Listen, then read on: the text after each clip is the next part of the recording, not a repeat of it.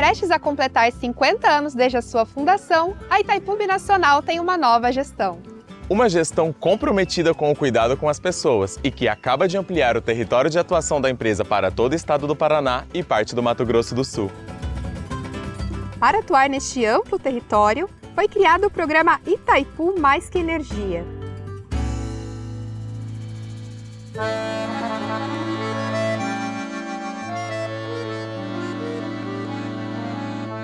A iniciativa engloba diversas ações sociais e ambientais, que antes estavam restritas à região em torno do reservatório. E que agora vão chegar a 434 municípios, que somam 11 milhões de pessoas e 200 mil quilômetros quadrados de área. São ações alinhadas com a missão da empresa de promover o desenvolvimento territorial com atenção especial às pessoas e ao meio ambiente. E que contribuem com os Objetivos de Desenvolvimento Sustentável da Agenda 2030 das Nações Unidas. O programa Itaipu Mais que Energia é formado por ações de Educação ambiental, gestão por bacias hidrográficas, desenvolvimento rural sustentável, plantas medicinais, sustentabilidade das comunidades indígenas, aquicultura e piscicultura sustentável, saneamento ambiental, gestão de resíduos sólidos, conservação e restauração da biodiversidade, responsabilidade social, pesquisa e extensão universitária, desenvolvimento cultural. turismo sustentável. Itaipu Mais que Energia. Uma nova Itaipu, a serviço de um Brasil mais humano E sustentável.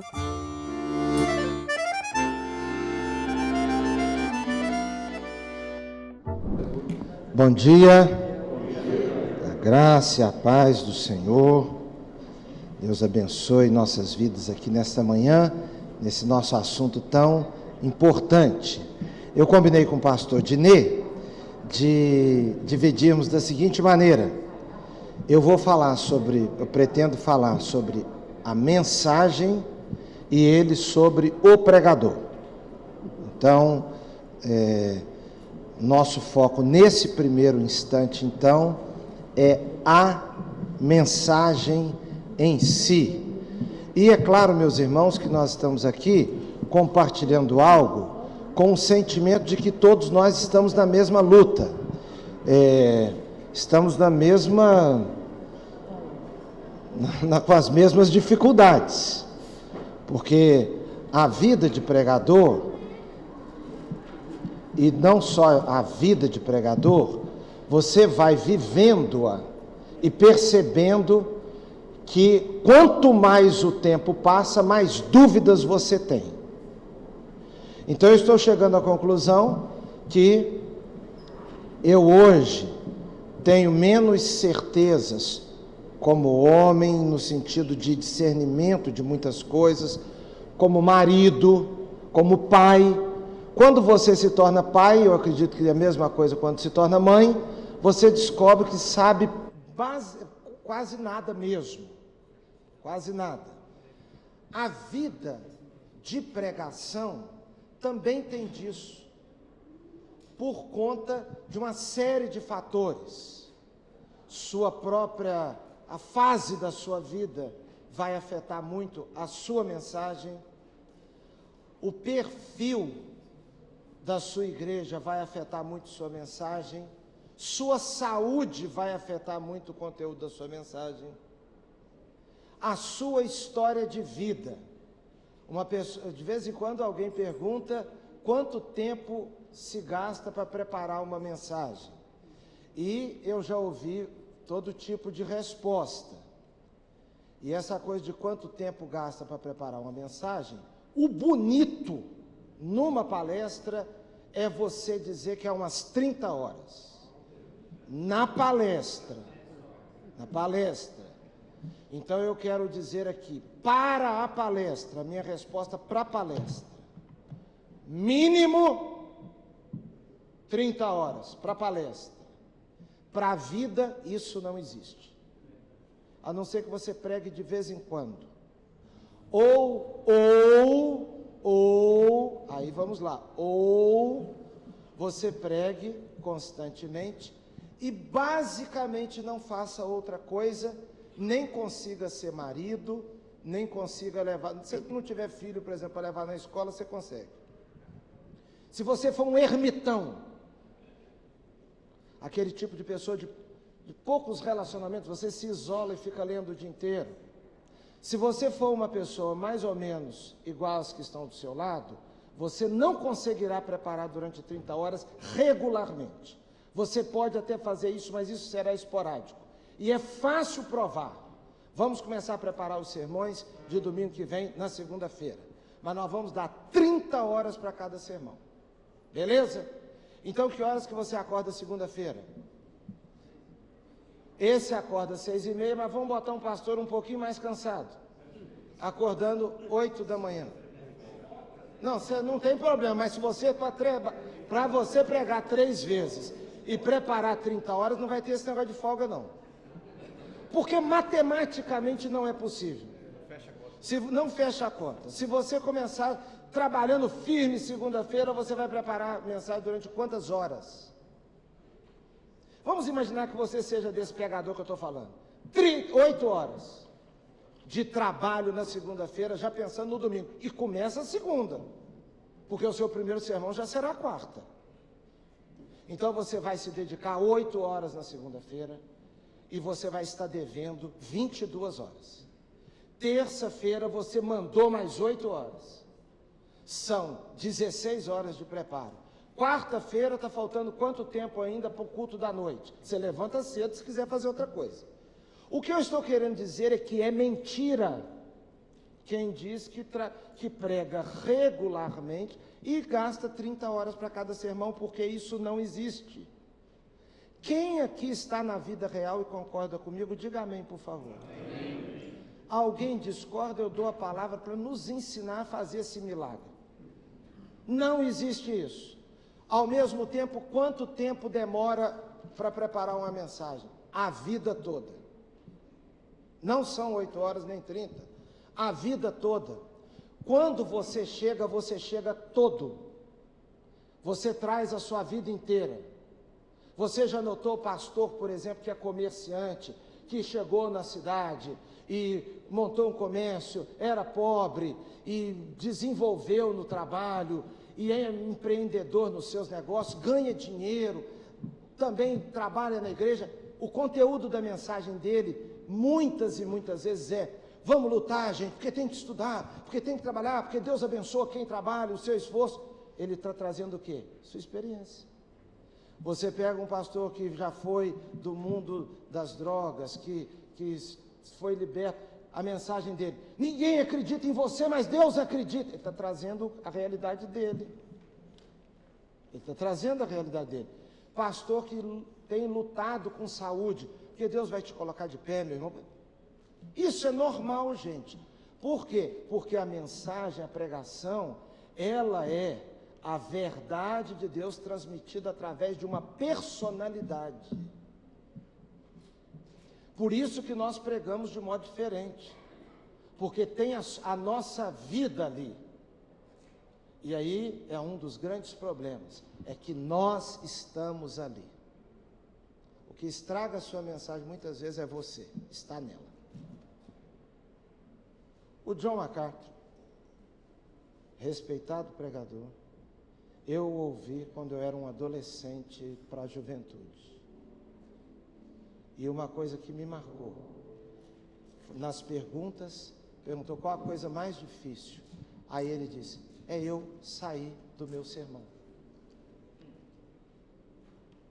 Então, irmãos, nós vivemos aí essa luta, esse desafio. Se você está com consciência assim de que é um pregador assim, vamos colocar assim, mais ou menos, então seja bem-vindo ao time. Amém? Amém. Se você é exponencial, tem que procurar outro lugar. Aqui é só para nós mesmos. Prestem bem atenção. Em termos de mensagem, a questão cristológica, na minha opinião, sempre será desafiadora. Cristológica. No primeiro século e depois do primeiro século, segundo século, terceiro século, a natureza de Jesus. No Novo Testamento nós vemos as respostas também ao gnosticismo, a natureza de Jesus. O arianismo, o docetismo depois. O primeiro concílio, o concílio de Nicéia, foi convocado por conta das questões ligadas aos debates da natureza de Jesus. Então a questão cristológica, cada época tem alguns desafios em especial, mas a questão cristológica sempre será importante. Quem é Cristo? Para nós hoje, o desafio com relação à cristologia continua. Uma outra época, apenas para ilustrar, que fica bem claro para nós que cada época tem desafios mais salientes. Na Idade Média, autoridade das Escrituras, suficiência de Jesus. Então, cada época luta, a pregação do Evangelho vai ser sempre contracultural. A pregação do Evangelho nunca acontece com o mundo apoiando. A nossa mensagem, ela é sempre contracultural. Nos dias atuais, quais são os dias? Porque para falarmos da mensagem, temos que pensar nos dias que nós vivemos. Qual o dia, qual a época, as características da época que eu e você estamos pregando? Primeiro que eu iria destacar, relativismo. Tudo é relativo, não há verdade. E nós somos pregadores de uma verdade. Nós não somos pregadores de verdades. Para nós, conhecereis a verdade, aquela verdade lá do Novo Testamento, e a verdade vos libertará. Mas estamos num mundo de relativismo. Outra coisa, uma ênfase, ou melhor, o que o John MacArthur, que eu já citei, chamou de sociedade sem pecado. O que é isso? Não há pecado. Quem decidiu? Nós decidimos que não há mais pecado. A própria palavra pecado, a ideia de pecado sumiu da sociedade. É certo se você não está prejudicando ninguém. É certo num lugar, errado no outro, mas aí a sociedade é que decide. No Brasil, por exemplo, agora, ainda a maioria da sociedade é contra a pedofilia. Pode acontecer da sociedade mudando e aceitar. Então, o núcleo social é que define o que pode e o que não pode. Moralidade líquida. O Zygmunt Bauman chamou de moralidade líquida, ou sociedade de moralidade líquida. Por quê? Porque ela toma formas diferentes. Uma hora pode, outra hora não pode. É igual um balde. O líquido vai tomar a forma do balde. Uma época de moralidade líquida. E nós pregamos que existe moral e imoralidade. Um outro aspecto também que eu queria destacar. Uma ênfase em quebra de paradigmas. Eu acho que os pentecostais estão aqui, os tradicionais estão aqui, né? Aqui é tradicional, lá os pentecostais. Então vamos aqui ficar bem aqui. Ênfase em quebra de paradigmas. Qual o foco dos youtubers? Quebra de paradigmas. Nós estamos numa sociedade que parece que tudo que é velho é ruim. Tudo que é velho é ruim. E o que é novo é legal. Só que nós, e aqui tem uma coisa, estou vendo muita gente aqui, gente vivida, aí nós temos uma dificuldade muito grande como pregadores. Por quê? Porque para os adolescentes de nossa igreja, uma pessoa com 30 anos é velha. Agora você vê o tamanho do desafio se nós queremos uma igreja multigeracional. Multigeracional, irmãos. O que acontece numa igreja multigeracional? Você está desagradando um grupo o tempo todo. Você não tem como ser de todo mundo. Você é e não é. Então vamos lá, essa roupa que eu estou aqui, ela está adequada para um grupo e inadequada para outro. Mas você pode colocar qualquer roupa que você vai estar inadequado para um lado e adequado para o outro. Então, se você prega com a calça arrochadinha, que eu estou vendo aqui pelo perfil aqui, que praticamente ninguém, pela leitura aqui, visual assim, só que tem, não, se procurar acha e tal, se você vai estar comunicando com uma geração. Se você usa sempre uma roupa mais clássica, você vai receber outros elogios de outro grupo. Mas tem um grupo que te acha inadequado. Como é que nós vamos escapar disso? Mas aí é outra palestra, né? Então vamos seguir aqui, que senão não vai dar certo. Então, quebra de paradigmas o tempo todo. Só uma coisa que eu acho importante aqui. Para quem é mais vivido, não adianta ficar criticando a geração mais nova. Você vai criar uma barreira entre você e eles intransponível. Não adianta. Eu estou falando isso por quê? Porque uma pessoa mais vivida, é normal que na pregação ela diz assim, porque no meu tempo tem que ter cuidado. E a Bíblia diz que é para ter cuidado. Eclesiastes diz, não é bom fazer assim. Por quê? Por uma série de motivos. A geração mais nova fica ofendida. Ela não recebe como virtuoso. E algumas coisas que a gente fala, ela não consegue compreender. Eu posso exemplificar. Eu digo assim, meu pai não precisava me falar nada. Ele olhava para mim e eu sabia. Muito bem, nós todos fazemos isso, nós todos que vivemos nessa época que os pais tinham controle remoto na cabeça. Ele falava, você entendia. Pois é. Só que quando você fala isso, deixa eu te explicar o que acontece na cabeça de um adolescente e de uma menina adolescente especialmente. Porque agora nós ainda temos o desafio, como se fosse pouca coisa, de ter que ter uma preocupação tremenda com o que fala para mulher ou para homem. Como se já não bastasse as dificuldades, a gente ainda tem que ficar se desdobrando até para cumprimentar. Então, para uma cabeça de uma menina, especialmente, seu pai era bruto.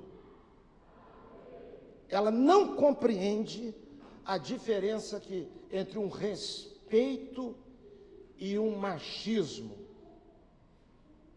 Quando a gente diz isso, meu pai chegava, todo mundo ficava em silêncio.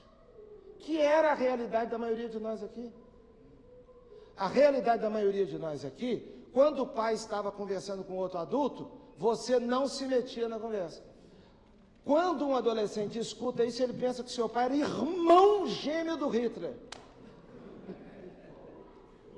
Então, é uma situação complexa para nós, e eu tenho que andar aqui, porque eu estou indo lá para outro lado. Individualismo, polarização são características dos nossos tempos. No campo da teologia, olha só, vê se nós vamos dar conta disso, hein?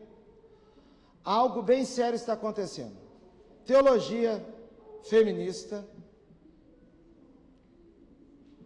teologia do pecado social. Qual o problema? Teologia do pecado social. A sociedade ela acaba revelando a queda, a força do pecado, mas agora na sociedade. A sociedade é injusta, etc. e tal. E é mesmo. A sociedade não é justa. Como queda do pecado? Sim. Só que o problema é que isso aqui vira militância política sem a gente perceber. Aí também já desfoca. Então, teologia do pecado social, teologia negra, teologia feminista, teologia da prosperidade, que no nosso meio, dependendo do bairro, dependendo do pregador, cola com muita facilidade. Qual é o problema da teologia da prosperidade? Que a gente acha que já até passou, mas não passou. Porque a gente já prestou mais atenção nela. Antes, O problema da teologia da prosperidade é que ela produz uns crentes imaturos, despreparados para o viver real, a vida real. Porque a vida real não é, o evangelho não é, Jesus veio ao mundo para me dar possibilidade de conhecer a Disney. Não é isso. Jesus veio ao mundo para que eu use tênis de marca. Jesus veio ao mundo para que eu tenha carro, uma Hilux. Jesus Cristo não veio ao mundo por isso. Mas na teologia da prosperidade parece que Jesus se envolveu nessa frescura. Jesus fez um serviço na cruz superior, difícil, único. Então a teologia da prosperidade, ela desprepara o indivíduo para a realidade do sofrimento que todos nós passamos. Teologia progressista, vou falar bem rapidamente aqui um resumo, e aí eu estou achando mais perigosa do que todas as outras aqui para trás. Repudia a Bíblia como palavra inspirada de Deus, teísmo aberto. O que é isso? O conhecimento de Deus não está estabelecido na eternidade, questionamento sobre a presciência de Deus como presciência limitada, providência de Deus no mundo não é meticulosa, o futuro não está garantido. Rejeitam milagres, postura crítica o tempo todo com relação à igreja de Cristo, as igrejas de modo geral.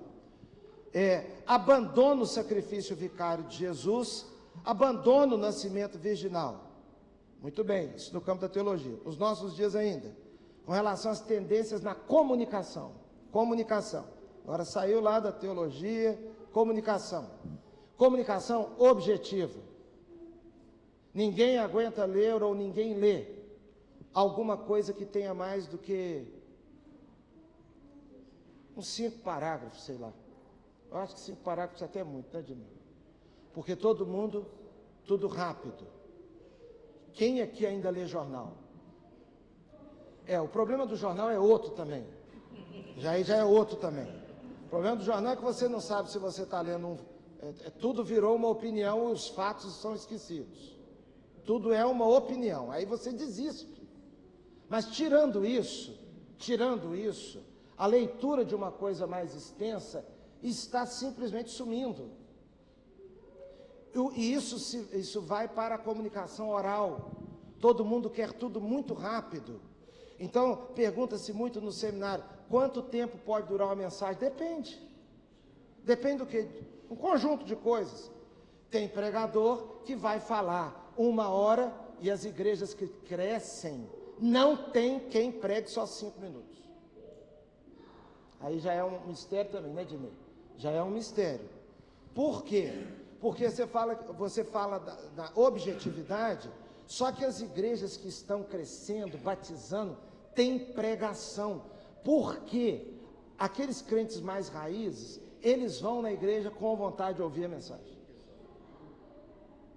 Se não tiver mensagem, é como se não tivesse.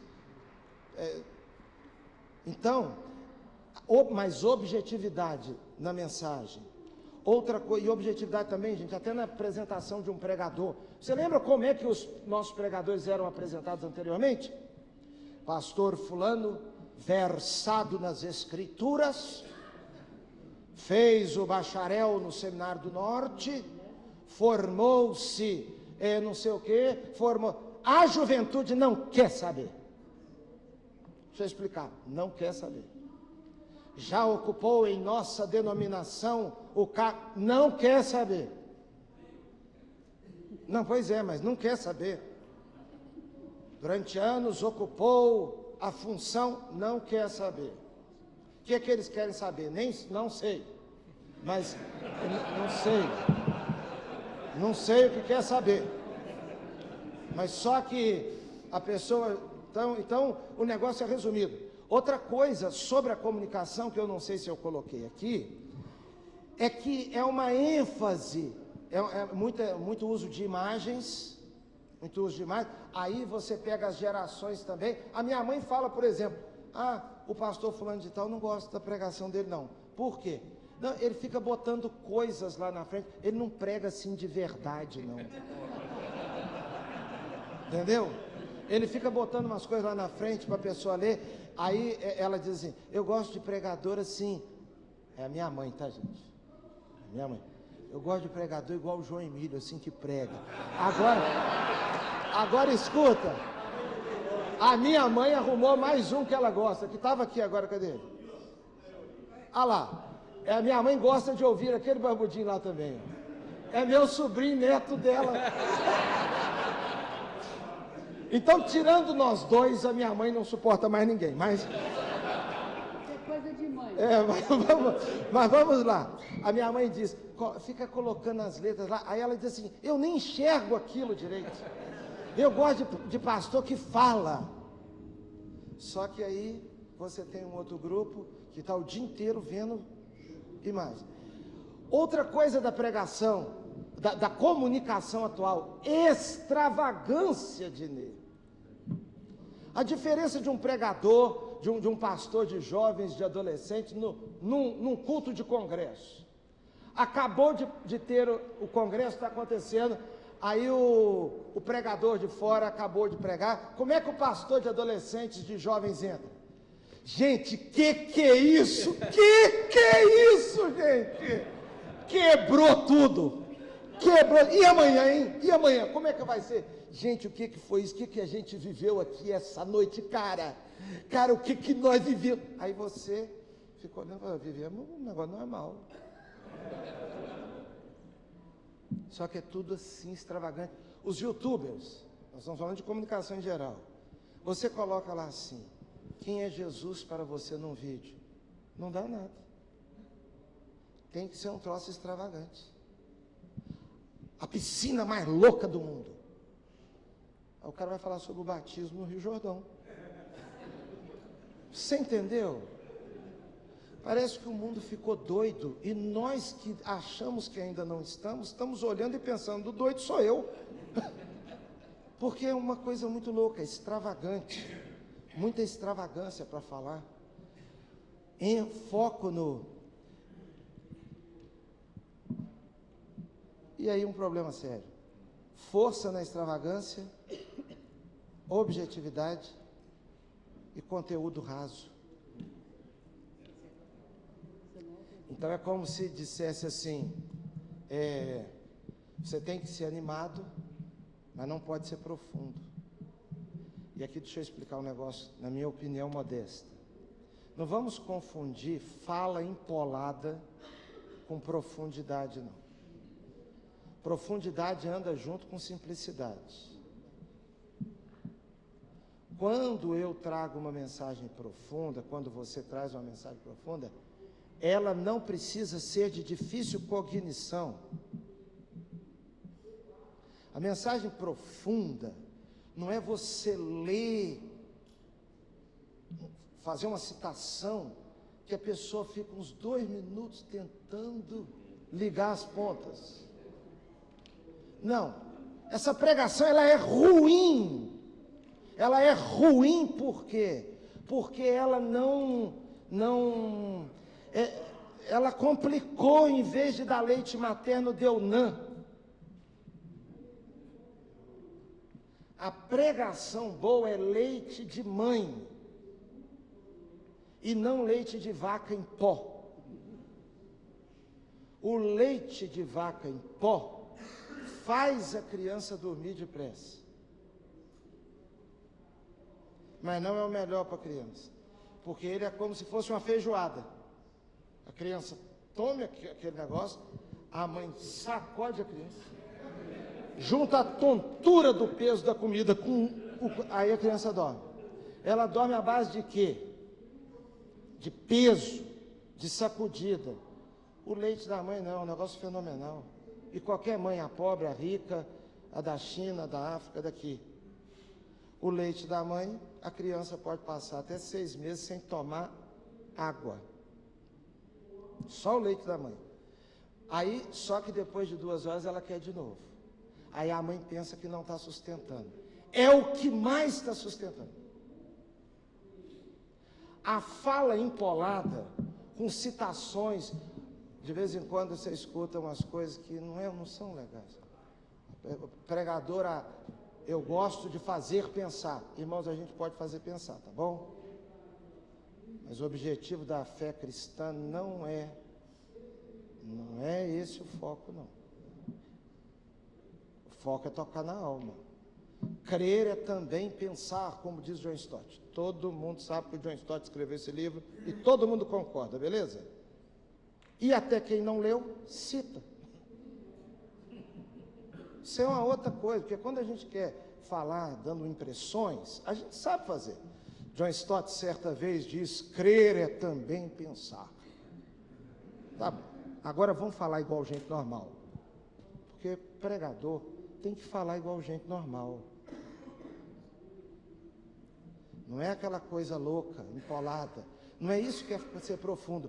O que é uma mensagem profunda?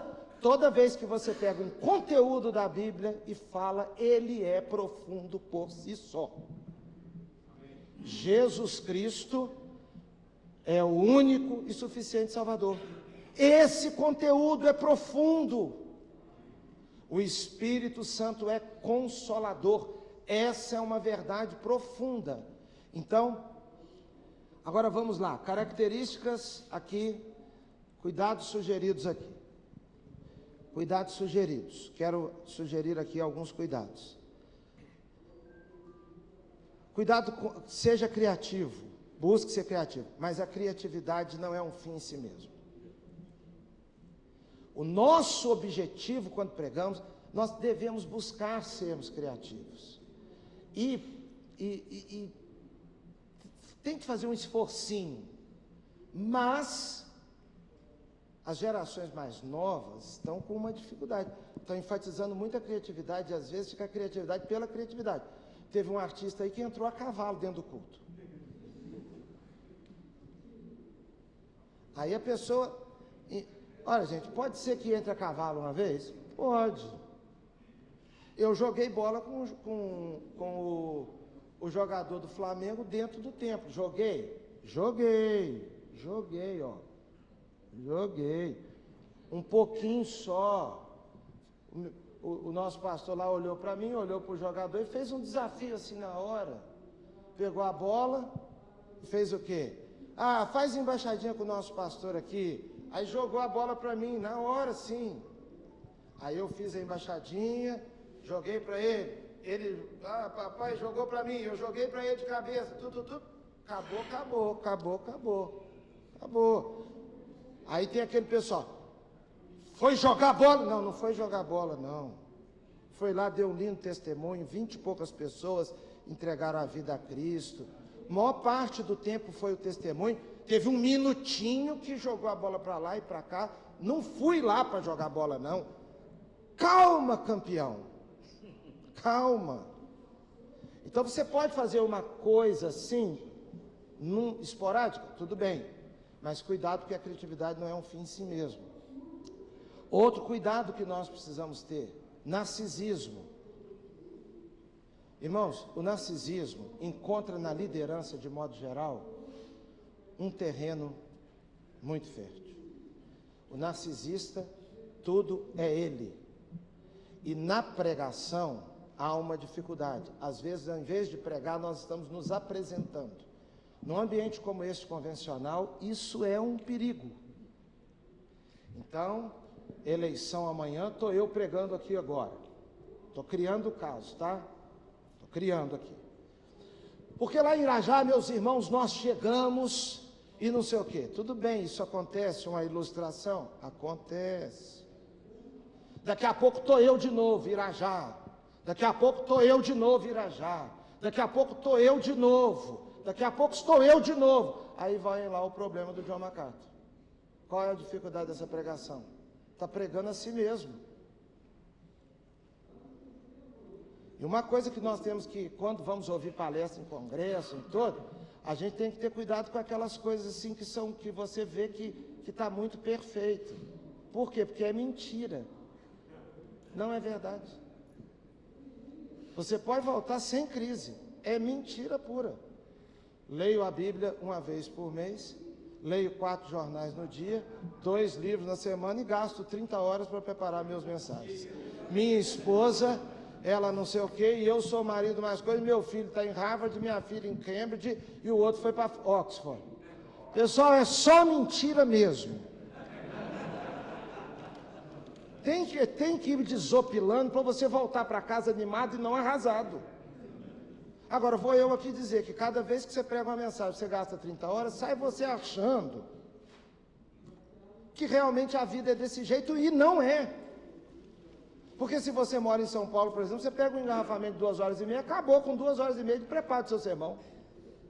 Você tem que andar igual um maluco assim, só preparando o sermão. Dá um beijo na esposa, pensa, só um minuto que eu já vou voltar aqui, não saio daqui, que estou voltando aqui para anotar uma coisa que me veio à mente. Não tem como. Já acabou meu tempo? Então, narcisismo, a pessoa ali, ó, ela, tudo é ela. O narcisista, você já notou? Pastor narcisista? Esse mês paguei 500 mil da construção. Você não pagou nada, foi a igreja que pagou. Você não pagou nada. Minha igreja a gente fala assim, até por costume. Eu tenho um pastor, você não tem pastor nenhum, cada um tem um ministério. Teve um artista desse aí um dia, Manazzi, que eu escutei ele falando assim, não porque o meu pastor auxiliar, eu escutei a mulher dele falando, o ministério do bem, o bem tem o ministério assim. Aí o pastor titular da igreja ficou ofendido. Como o ministério do bem, o ministério dele, ele não tem ministério, o ministério aqui é meu. Irmãos, olha só, parênteses aqui, tá? Esse negócio de ser pastor exige um pouquinho de humildade. Um pouquinho de humildade. Se você é pastor auxiliar, quem aqui é pastor auxiliar? Ó, vocês têm que ser umas pessoas humildes, gente. Verdade. Vocês têm que ser uns caras humildes. Por quê? Porque vai um dia de pastor lá, que o pastor titular ganha um terno e você ganha uma camisa. Você tem que ter um pouco de humildade. Sabe qual a outra pessoa que tem que ter mais humildade que você? Sua mulher. É outro também que tem que ter. A pessoa chega lá, a sua mulher chega em casa e fala assim, bem, mas o pastor ganhar aquele paletó para você, acho que você merecia uma coisinha melhor. Esposa de pastor, toma cuidado para você não colocar uma pilha no seu marido que não podia colocar. Quem aqui é pastor titular? Tem que ter mais humildade ainda.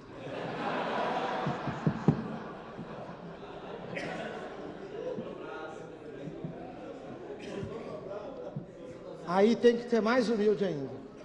Porque na hora que você ganha o paletó e o outro ganha a camisa, o tentador do seu lado te induz a pensar que você merece. Então, é um mistério isso. Vamos prosseguir aqui. Irmã Nancy, a irmã fica à vontade. 4 minutos. Isso tudo, irmã Nancy. Eu não esperava tanto. Então, olha só. Quero aqui encerrar falando sobre algumas características relevantes aqui, que eu acho que vai nos salvar. Primeira, sua mensagem tem que ser cristocêntrica. O apóstolo Paulo diz, eu não quis saber outra coisa entre vocês. Eu não quis saber outra coisa. Porque a mensagem da cruz é deveras loucura para os que perecem em todas as eras. Em todo tempo. Desde o primeiro século, a cruz era mais escândalo ainda do que é para hoje. Mas a pregação do Novo Testamento foi a cruz de Cristo. Então, nós quando pregamos Cristo, Ele a todos atrairá a si.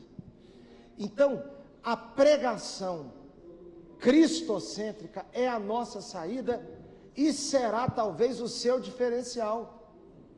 Por quê? Porque quando uma pessoa se converte por meio de uma pregação cristocêntrica, ela está entregando a vida a Cristo.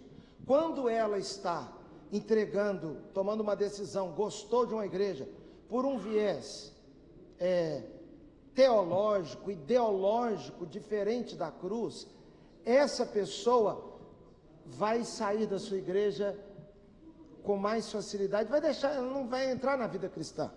A mensagem cristocêntrica. Outra coisa, a sua mensagem precisa exaltar a Deus. Eu fiz uma palestra em Manaci com a Cristiane, num evento de casais. E foi, assim, um clima muito bom, Dinei. Quando nós saímos de lá no sábado, que tínhamos que voltar para o Rio, o pessoal foi atrás de nós até o carro, um grupo, né, da liderança lá, foi até o carro e dando tchau. E aí, então fica com Deus, gente, e tal, e vamos embora. Quando estava ainda na área lá, era um hotel fazenda, eu caí na besteira. Rubinho, tem coisa que a gente devia se segurar para perguntar. Porque você sabe, o Espírito Santo fala na sua vida, mas às vezes sua mulher fala antes do Espírito Santo.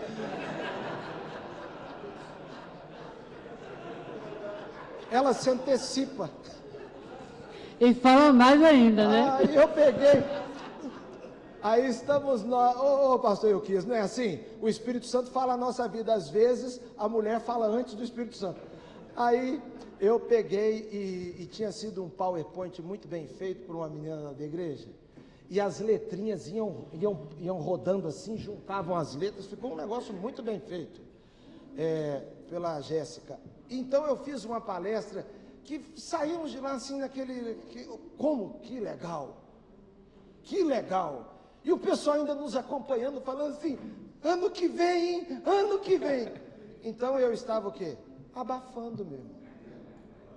E aí que é o perigo. Aí o auxiliar do Espírito Santo, eu virei, perguntei assim, e aí, amor, o que é que você achou? Ela achou legal, mas ela disse assim, não, legal, amor, mas vamos, amor, essa palestra foi legal.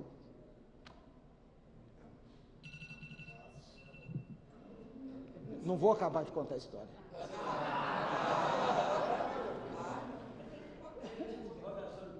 Ela disse assim, foi legal, amor, mas... Ó o problema aqui. Faltou Deus. Aí faltou tudo. Porque ela disse assim, você vai falar num grupo de pessoas daquela, um monte de marido não crente, um monte de casal não crente. Era a hora de não falar só de casal, mas de apresentar a presença de Jesus como a presença. Aí, irmãos, aí você não sabe se agradece a Deus pela esposa que te deu, ou você fica meio confuso. Você fica um pouco confuso, né? Ó, vou encerrar, tá? Vou encerrar, irmã Nancy, eu vou encerrar. Olha só, faça o seguinte, pega a sua Bíblia, leia ela para a sua vida. Leia sua Bíblia para a sua vida. Passe o máximo de tempo com ela, num lugar sossegado, sem postar na internet. Sem postar. Fique orando. Pegue aquele texto bíblico que Deus fala ao seu coração, ou quando você estiver fazendo uma exposição, você peça a Deus que fale ao seu coração, para que você tenha condições de chegar e dizer, como Paulo, porque ele transmitiu o que também recebi. E pregue uma mensagem com base na dependência de Deus e no conteúdo das Escrituras,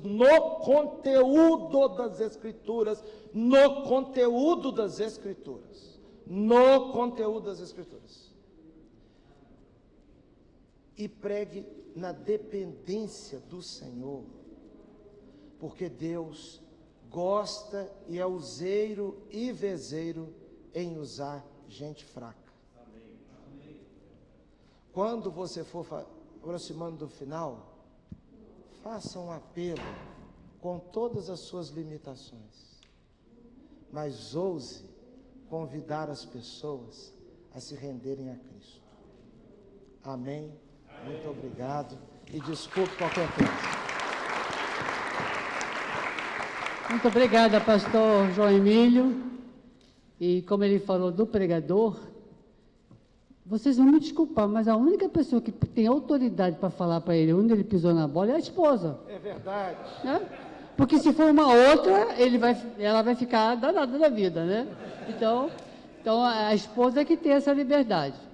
Mas uma coisa que eu gostaria de pensar junto com você, João, quando você pensa no caráter e no compromisso do mensageiro, ele não é só no púlpito.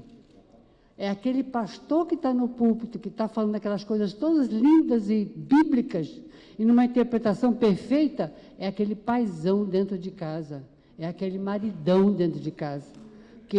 O que a gente tem visto é muito pastor que prega muito bem, mas maltrata a esposa e os filhos estão fora da igreja. Então, muito cuidado. Então, seja um mensageiro, primeiro em casa, que não é fácil. Mas depois, então, ser o mensageiro da igreja. Tá? Isso é um adendo feminino em cima da sua palavra. Agora vamos ouvir o pastor Dinê. Deixa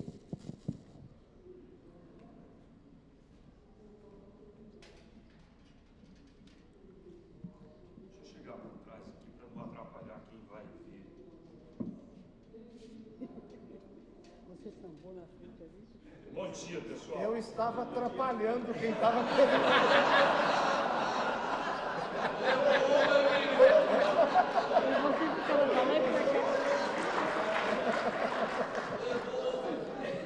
Outro auxiliar do Espírito Santo aqui, ó.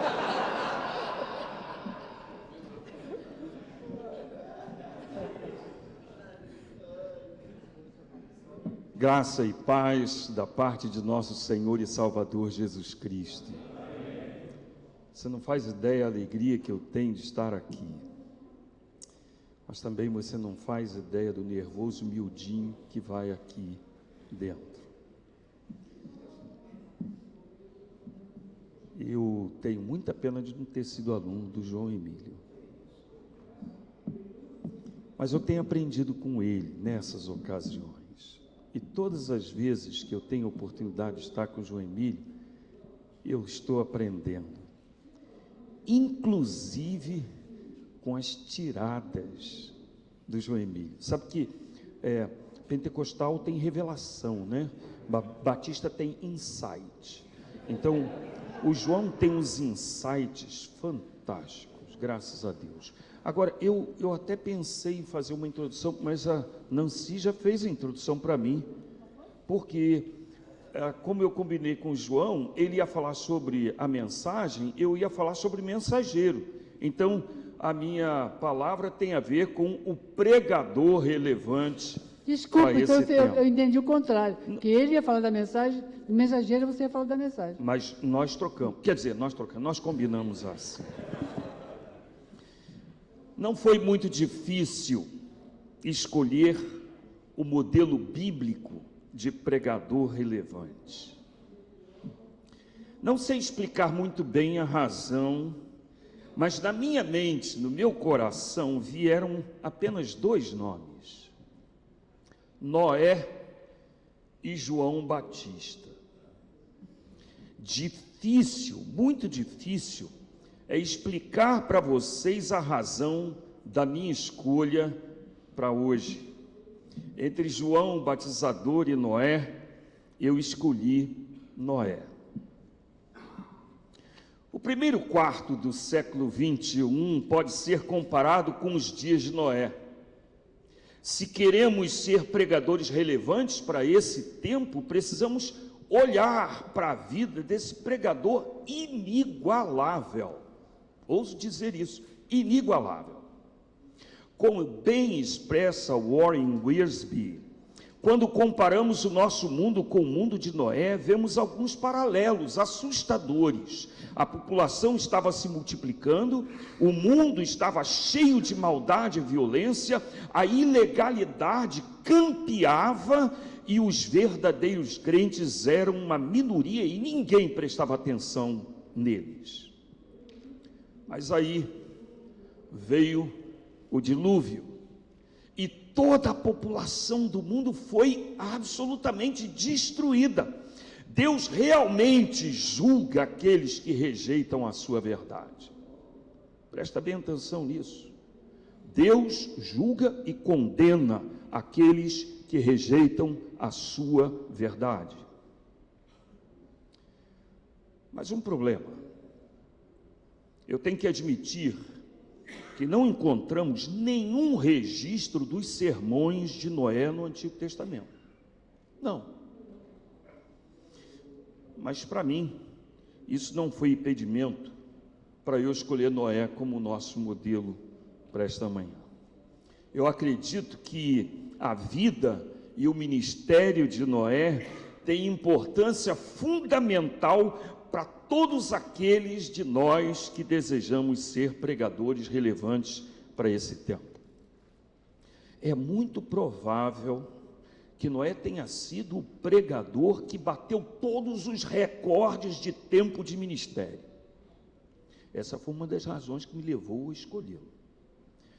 A sua atividade de pregador provavelmente durou cerca de 120 anos, de acordo com alguns estudiosos. Alguém aqui já bateu esse recorde de Noé? Brincadeira, 120 anos.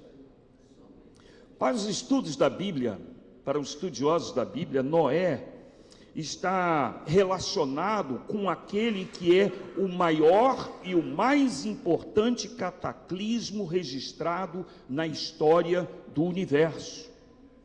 Também por isso nós deveríamos olhar com mais cuidado para esse pregador da catástrofe. Ao analisarmos com cuidado os tempos e as circunstâncias que estamos vivendo no Brasil e em grande parte do mundo, percebemos que há uma ânsia popular pela justiça.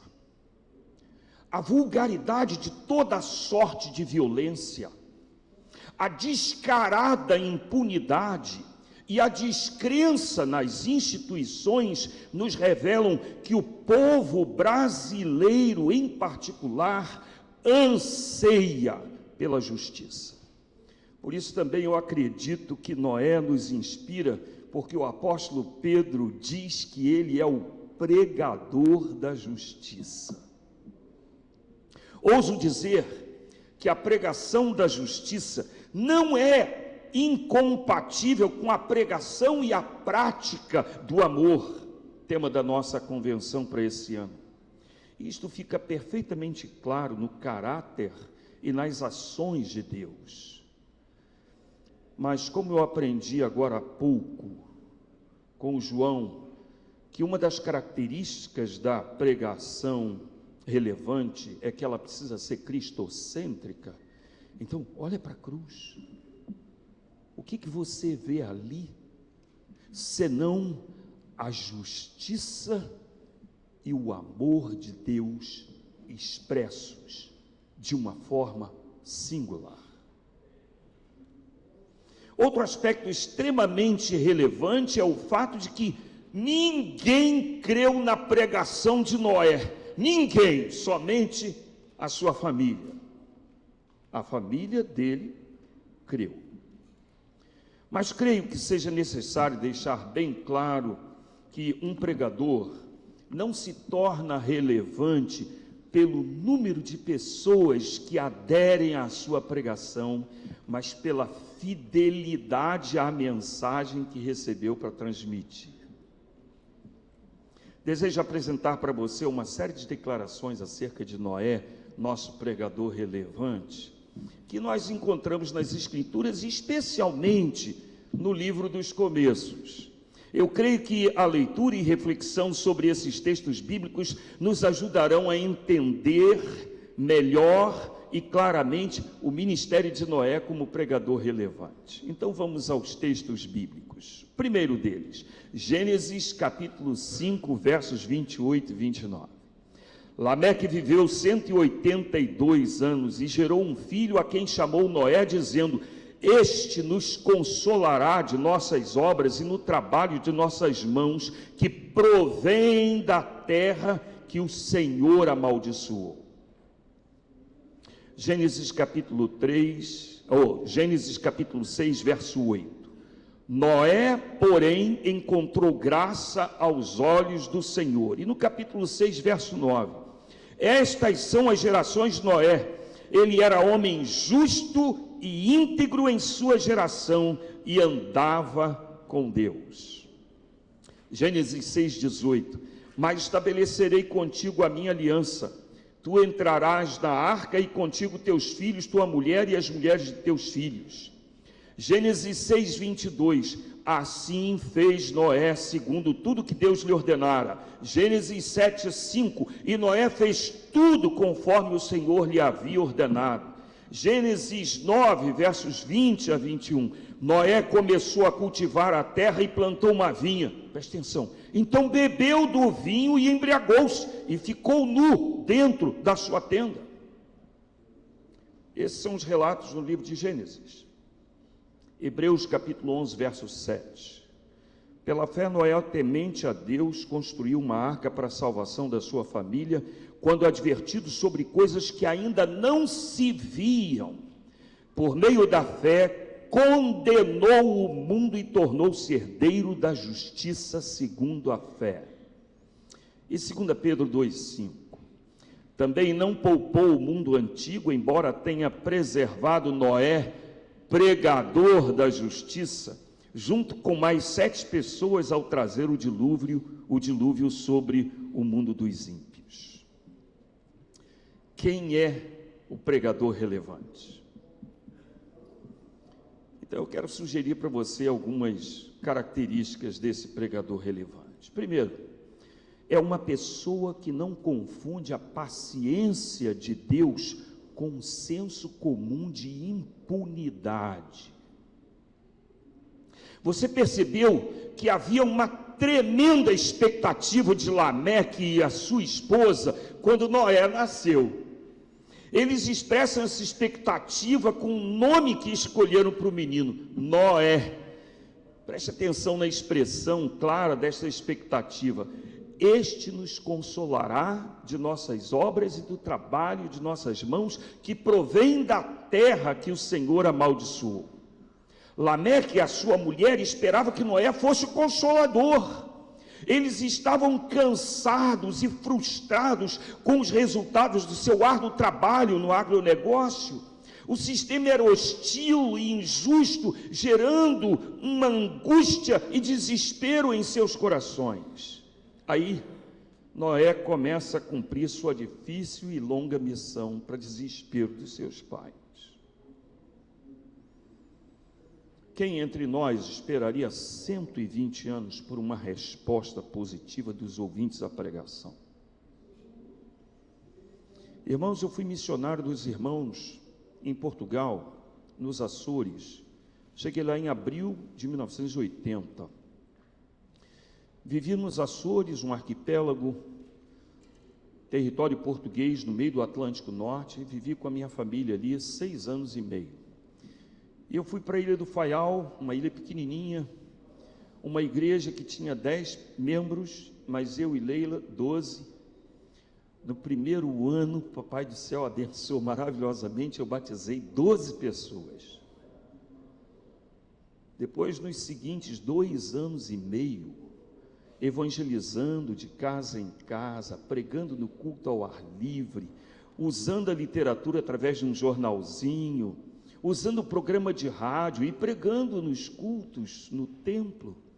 Nenhuma viva alma levantava a mão, João, sabe?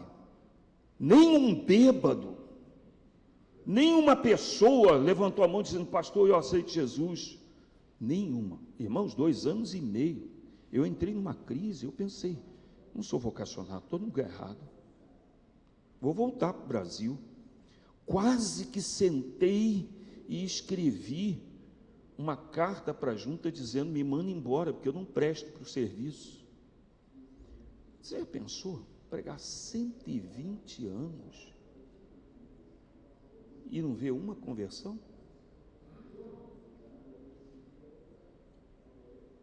Para entendermos ainda melhor o grande desafio do ministério de Noé, precisamos ouvir o testemunho do apóstolo Pedro.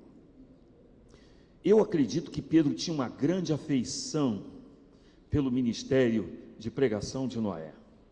Pedro afirma que durante todo o tempo da construção da arca, Deus aguardava com paciência a resposta das pessoas à pregação do dilúvio. Mas essa resposta não veio. Interessante que Pedro vai usar esse mesmo tipo de argumento para combater a pregação dos falsos profetas que afirmavam que a volta de Jesus era uma falácia, que tudo continuava igual desde os tempos remotos, nada mudou. A paciência de Deus, irmãos, nunca deverá ser confundida com o senso comum de impunidade, e nem com a pregação do conformismo e daquela falsa ideia da imutabilidade desse sistema corrompido de mentira, de corrupção, de violência que existe no mundo. O pregador relevante jamais confundirá a longanimidade de Deus com um senso de impunidade, porque o pregador tem a profunda convicção de que a justiça de Deus não tarda nem falha, jamais. Deus não retarda a sua promessa, afirma o apóstolo Pedro. A longanimidade de Deus é manifestação da sua maravilhosa graça, não tem nada a ver com impunidade. Quem é o pregador relevante para esse tempo?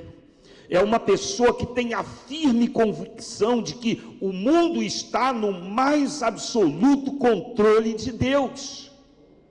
Nossa mente, irmãos, fica tão impregnada das notícias que lemos, que ouvimos e que vemos na mídia, que estamos perdendo a noção da inquestionável soberania de Deus sobre fatos, pessoas, natureza, astros e todo o universo.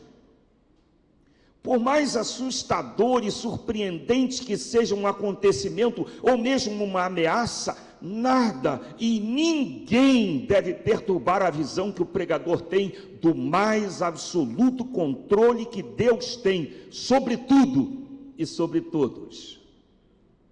Deus não é apanhado de surpresa por nenhuma atitude humana, nem pelas ações malignas dos espíritos diabólicos que agem nas regiões celestes. O governo de Deus é pleno e imutável. O pregador relevante deve sempre cantar aquele hino de adoração que o Espírito Santo inspirou na mente e na mão do apóstolo Paulo e que ele deixou registrado em Romanos capítulo 11, versos 33 a 36. Profundidade da riqueza, da sabedoria e do conhecimento de Deus, quão insondáveis são os seus juízos e quão inescrutáveis os seus caminhos. Pois quem conheceu a mente do Senhor? Quem se tornou seu conselheiro? Quem primeiro lhe deu alguma coisa para que lhe seja recompensado? Porque todas as coisas são dele, por ele e para ele. A ele seja a glória eternamente. Amém. Preste atenção, porque todas as coisas são dele, por ele e para ele. A ele seja a glória eternamente. Amém. Quem é o pregador relevante para esse tempo?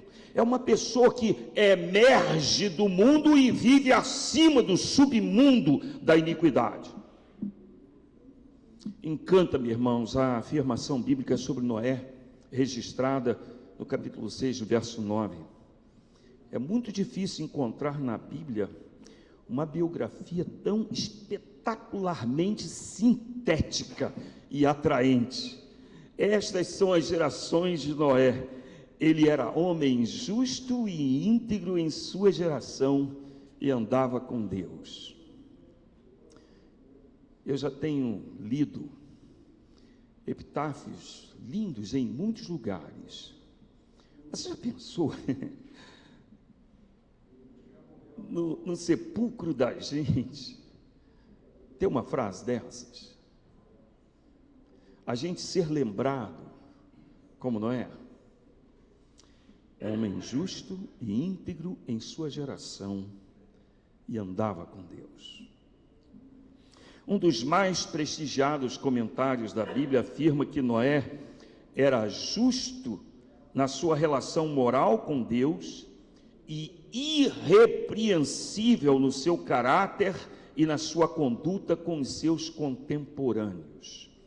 A sua justiça e integridade foram manifestadas em seu caminhar com Deus, no qual ele se assemelha a Enoque. A piedade, o andar com Deus, é uma virtude fundamental na vida de quem deseja ser um pregador relevante. É a caminhada com Deus que produz em sua vida a retidão do seu caráter e a integridade dos seus relacionamentos sociais, seja com a família, com os vizinhos e até com os seus opositores. Conviver com a lama da iniquidade sem se deixar manchar por ela é somente possível quando a pessoa anda com Deus. A santidade da pessoa que é pregadora da justiça não a impede de conviver com aquelas pessoas que estão submersas no submundo da impiedade.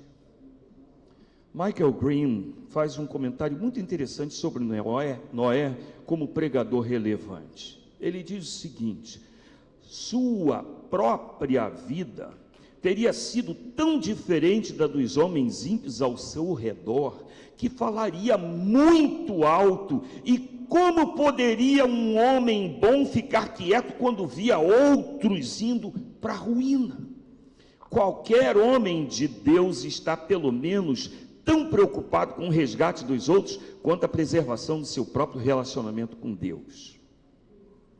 O maior conteúdo da pregação de Noé, João, aí a gente está afinado, era a sua conduta, a sua vida de integridade e piedade. O principal conteúdo dos sermões de Noé era o seu caráter íntegro, sua conduta irrepreensível, seus relacionamentos irretocáveis. Ser santo e piedoso, presta atenção, isso aqui é para mim, tá? Porque eu só falo aquilo que Deus fala para mim. Ser santo e piedoso jamais deverá ser confundido com ser chato e resmungão.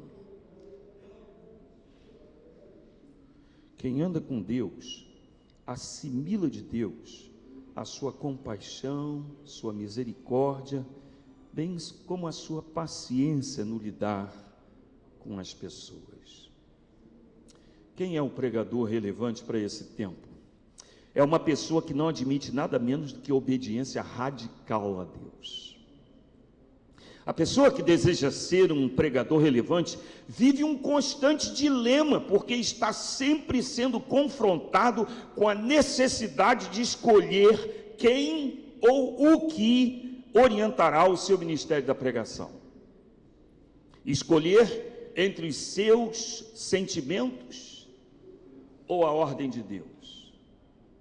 Irmãos, que crise. Que crise. Essa semana a gente ouviu aqui várias mensagens extraordinárias que encheram o meu coração. E eu fiquei assim muito consolado em ver que os meus colegas pregadores, eles vivem também essa crise.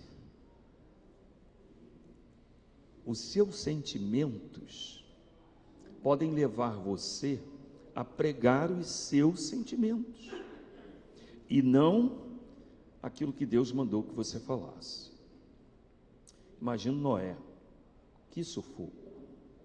Amigos de infância que cresceram juntos com ele, e ele falava, e as pessoas riam da cara dele. Tá louco, meu? Que isso? Você está construindo uma arca no deserto? Aqui não tem mar não, homem. Você está maluco? E zombavam dele. E aí veio o dilúvio, e aquele pessoal veio bater na porta. Os sentimentos da gente são ou podem ser uma armadilha. Então, cuidado. Escolha sempre o que Deus mandou você falar e tenha cuidado com os seus sentimentos. Escolher entre a minha visão e a visão de Deus. Eu vou ter que ser rápido. Escolher entre ser aceito pelos ouvintes ou agradar a Deus. Escolher entre ser aplaudido ou ridicularizado. Escolher entre ser seguido ou cancelado. Imagina, eu me sinto miudinho, porque outro dia eu estava entrando no YouTube para ouvir um pregador. O camarada tem mais de 40 milhões de seguidores. Alguém aqui tem 4 milhões de seguidores?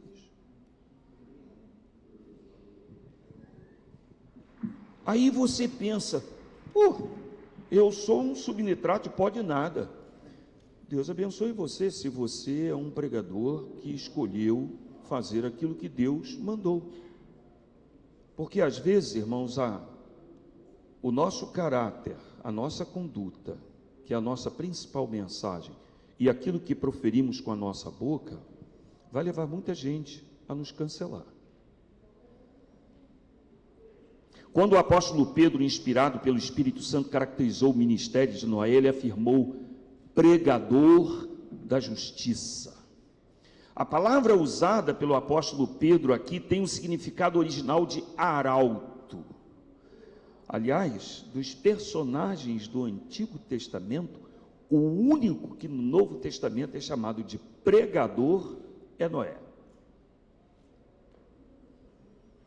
Marvin Vincent, ele informa o seguinte: o ofício dos arautos era um ofício sagrado e suas pessoas invioláveis, portanto, eles foram empregados para transmitir mensagens entre inimigos, adversários. Kenneth West ensina que nos tempos antigos um arauto era uma pessoa altamente honrada, frequentemente porta-voz do imperador ou embaixador de um país em outro. E a forma verbal dessa palavra significa proclamar, anunciar, pregar. Noé proclamou a mensagem de Deus durante 120 anos ao mundo antediluviano, alertando o povo sobre o julgamento vindouro do dilúvio e mostrando o caminho da salvação na arca que ele construía. Lembra do que o apóstolo Paulo nos diz em 2 Coríntios, capítulo 5, versos 18 a 21? Mas todas essas coisas procedem de Deus, que nos reconciliou consigo mesmo por meio de Cristo e nos confiou o ministério da reconciliação. Pois Deus estava em Cristo reconciliando consigo mesmo o mundo, não levando em conta as transgressões dos homens, e nos encarregou da mensagem da reconciliação. Portanto, somos embaixadores de Cristo, como se Deus vos exortasse por nosso intermédio. Assim suplicamos-vos por Cristo, que vos reconcilieis com Deus. Daquele que não tinha pecado, Deus fez um sacrifício pelo pecado em nosso favor, para que nele fôssemos feitos justiça de Deus. Eu e você somos embaixadores de Cristo e arautos de Deus para proclamar a mensagem indigesta, repito, a mensagem indigesta do juízo de Deus contra o mal. Agora presta atenção na reação de Noé ao chamado de Deus. 2 vezes no registro de Gênesis somos informados acerca da obediência de Noé ao comando de Deus. Gênesis 6, 22, assim fez Noé segundo tudo que Deus lhe ordenara. Gênesis 7, 5, e Noé fez tudo conforme o Senhor lhe havia ordenado. O que chamo de obediência radical, queridos, é isto. A pessoa que quer ser pregador relevante não permite que seus sentimentos comprometam o conteúdo da mensagem. A pessoa que pretende ser pregador relevante não receia o risco de ser ridicularizado, porque tem como alvo supremo do seu ministério agradar a Deus e não aos homens. O arauto de Deus proclama a revelação de Deus, quer ouçam, quer não queiram ouvir.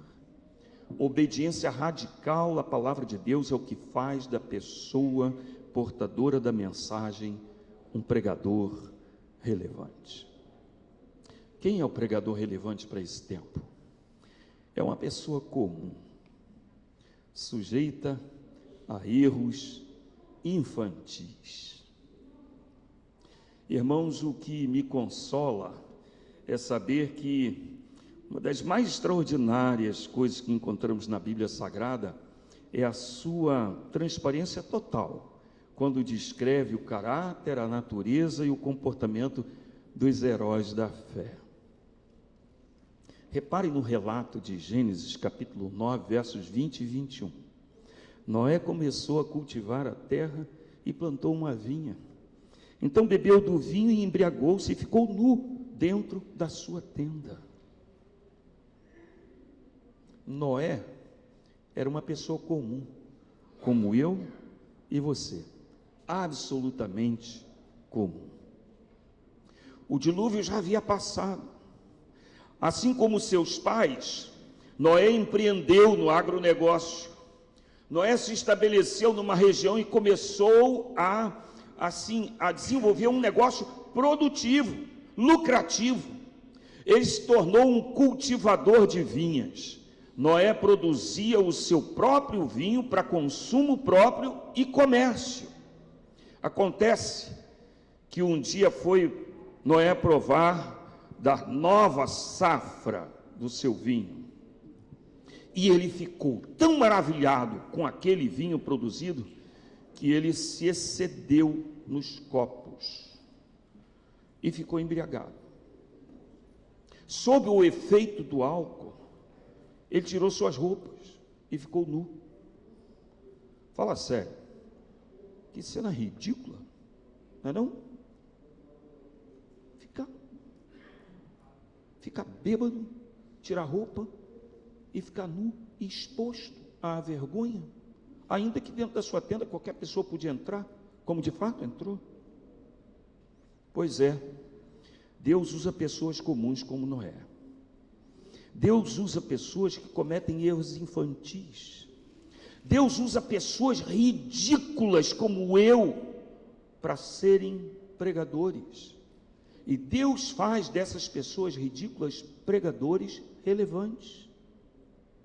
Para mim, o mais impressionante, irmãos, é que Noé não passou para a história da salvação, como um sujeito ridículo que cometeu um erro infantil, mas como um homem justo, íntegro e pregador da justiça. Eu devo confessar que nós somos muito apressados em julgar, em condenar e rotular pregadores por causa dos seus erros infantis ou das suas faltas ridículas. Mas Deus não age assim. Graças a Deus. É provável que os psicólogos e psiquiatras de hoje pudessem diagnosticar o comportamento de Noé como uma espécie de crise de estresse pós-traumático. E eu não duvido, irmãos, que pregadores desse tempo sejam adoecidos desse mesmo mal, considerando as suas lutas tremendas, suas frustrações, as acusações injustas de que são alvo, etc.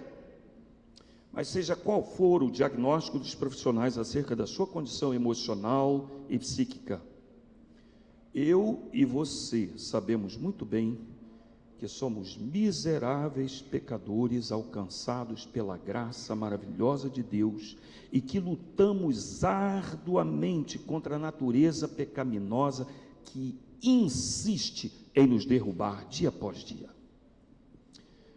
A diferença é que o Espírito Santo de Deus habita em nós, e esse mesmo Espírito Santo de Deus quer nos transformar à exata imagem de Jesus Cristo, o varão perfeito.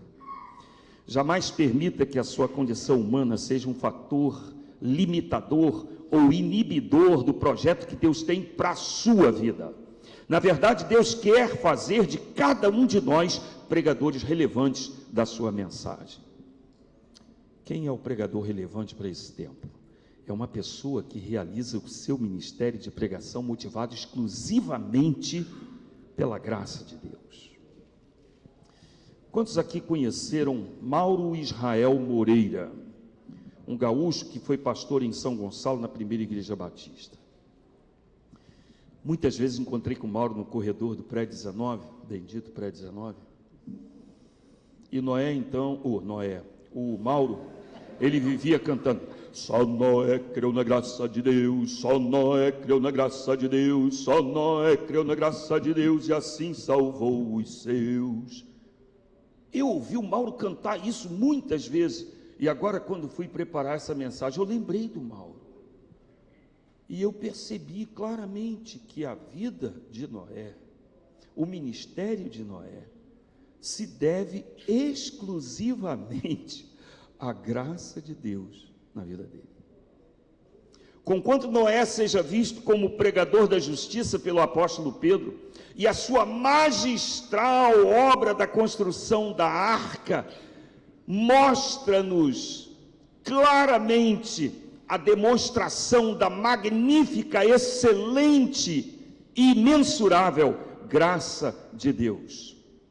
Conquanto a dureza do coração das pessoas contemporâneas de Noé tenham impedido a salvação de milhares, Deus providenciou o meio de salvação para aqueles que creram. O conteúdo da mensagem do pregador relevante nunca mudou e jamais mudará. Noé anunciou a chegada do mais terrível cataclismo que já aconteceu na história universal. Mas preste atenção, queridos, nós somos chamados por Deus para anunciarmos uma catástrofe ainda muito maior e de dimensões inimagináveis. No dilúvio, Deus destruiu todos os seres vivos da terra que estavam fora da arca. Na volta de Jesus, todo o universo será destruído. Sol, lua, astros, planetas, galáxias, tudo será fundido como metal no fogo. Isso mesmo, não haverá mais água de dilúvio. Depois do dilúvio, irmãos, a terra foi outra vez povoada e a vida continuou. Depois da volta de Jesus Cristo, só haverá céu e inferno. Depois da volta de Jesus, haverá apenas céu e inferno.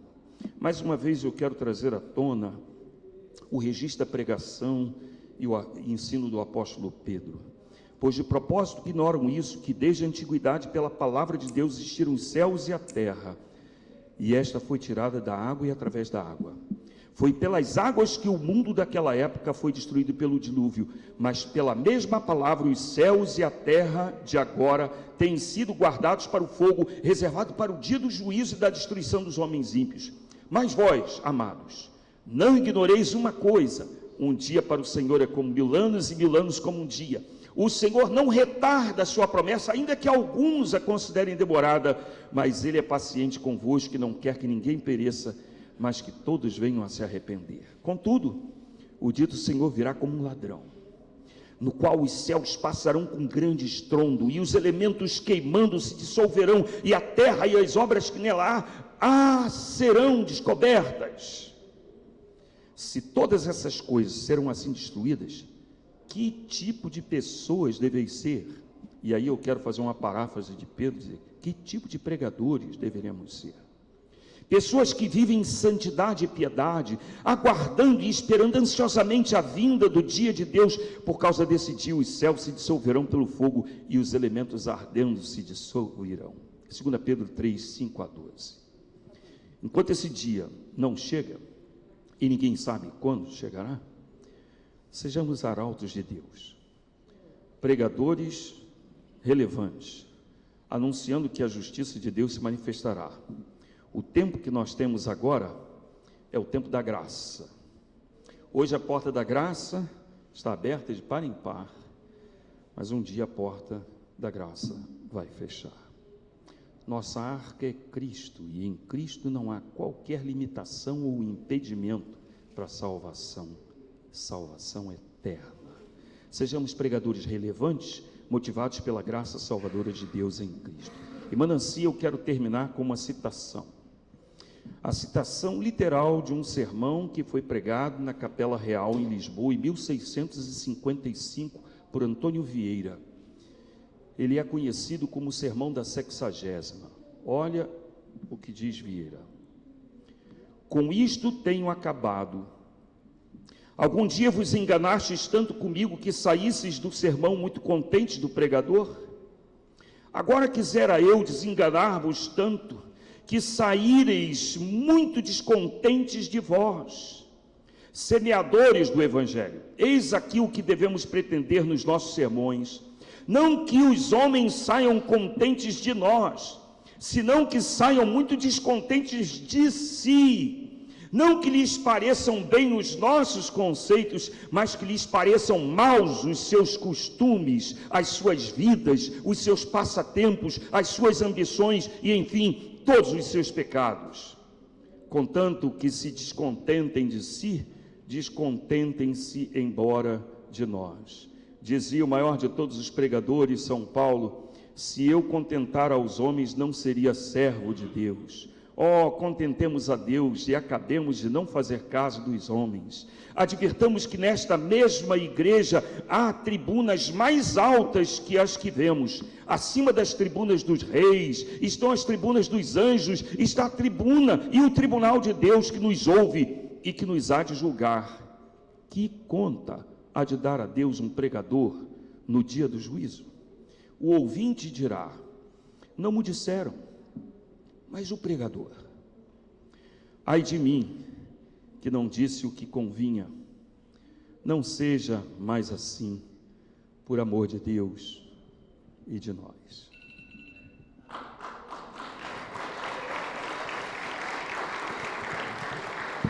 Bateu em cima, né? Ele já botou lá o despertador para ele. Muito obrigada, pastor Odinê. Confesso aos irmãos que tem 500 anos que eu estou na igreja, mas eu nunca tinha ouvido uma mensagem sobre Noé. É a primeira vez que eu vejo uma mensagem. A gente lê a Bíblia, tá? Mas uma mensagem como essa, que veio a calhar para nós, está muito bom. Então, tanto a mensagem como o pregador são duas coisas inseparáveis.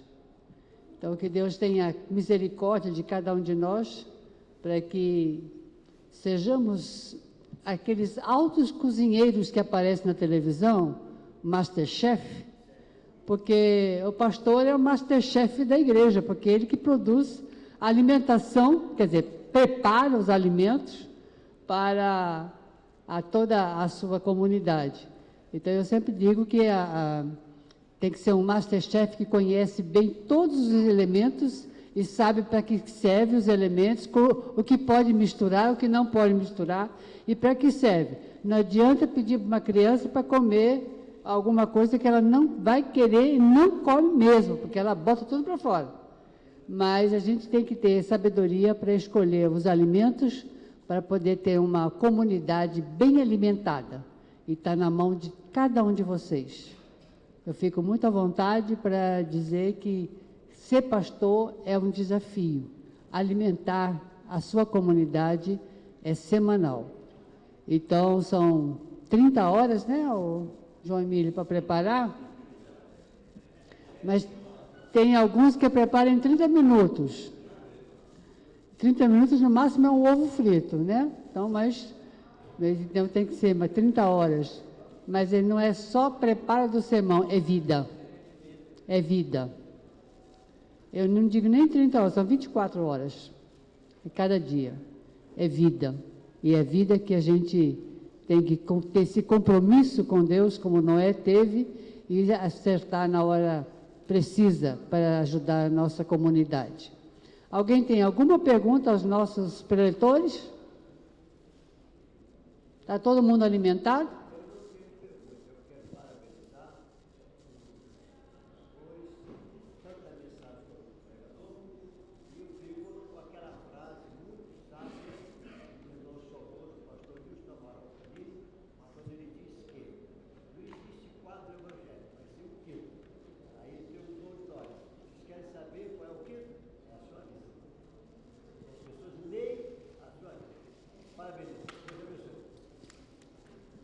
Nós somos o 5º evangelho, né?